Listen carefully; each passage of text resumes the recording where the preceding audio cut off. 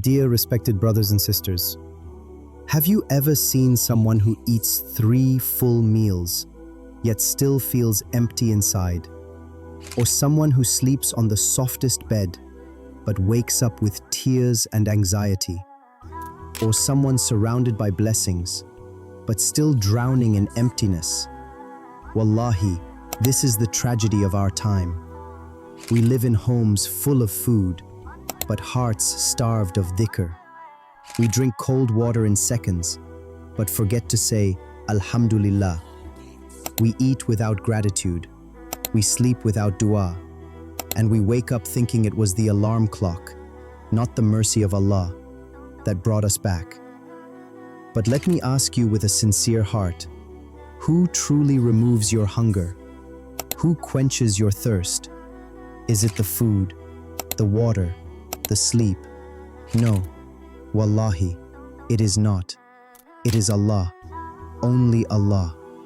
The food is just a tool, the water is just a means, but the power, the benefit, the healing, that comes only by the command of Allah. When hunger hits, we run to food. But the true believer doesn't say, I eat because I'm hungry. He says, I eat because Allah commanded me to. This is the mindset of a mu'min. We are not need-driven. We are command-driven. Allah says, eat of the good things we have provided for you and be grateful to Allah. So the next time you raise a spoon, ask yourself, do I believe this bite will help me or that Allah allowed it to help me?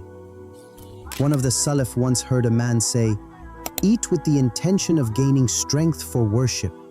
He replied, since when does food give strength? It is Allah who gives strength.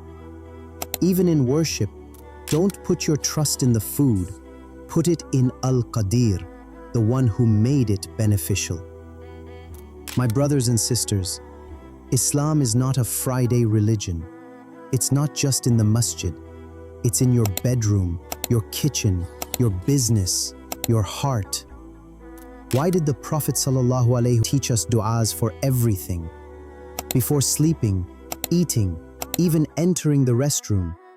Because a believer lives in constant awareness of Allah's lordship. You don't sleep because you're tired.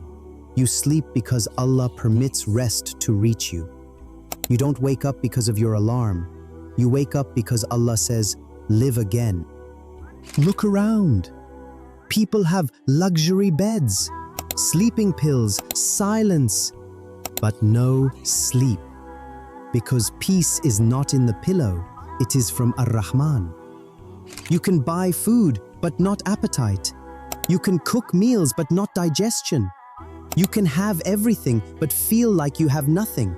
Every benefit, every breath is from the silent mercy of Allah. Today, success is all about hustle, money, status, followers. But we've forgotten the most important one watching us, the giver of success, Allah. Allah says, men whom neither trade nor sale distracts from the remembrance of Allah. Some scholars said, this doesn't mean you must do dhikr 24/7.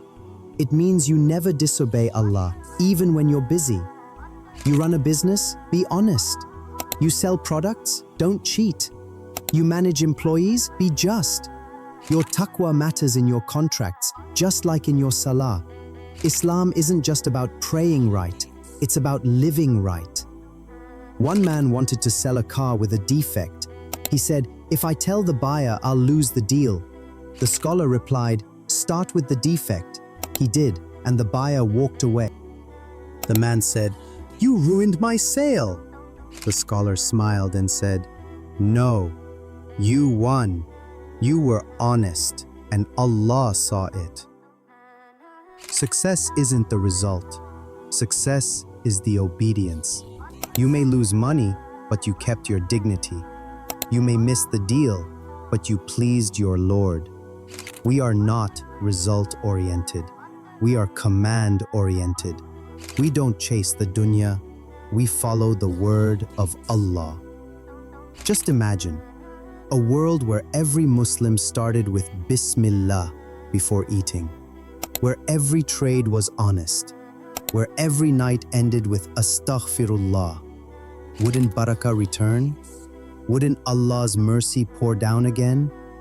The Prophet, peace be upon him, said, "Whoever sees an evil, let him change it with his hand. If he cannot, then with his tongue. If not, then with his heart. And that is the weakest of faith. So start with yourself. Eat with shukr. Sleep with yaqeen. Live like this is your final day. And never forget, the one who feeds you is the one who created hunger. The one who quenches you is the one who created thirst. The one who gave you life will one day call you back. O Allah, make us among those who live in obedience and die in your pleasure. Make our food halal, our hearts pure, and our lives meaningful.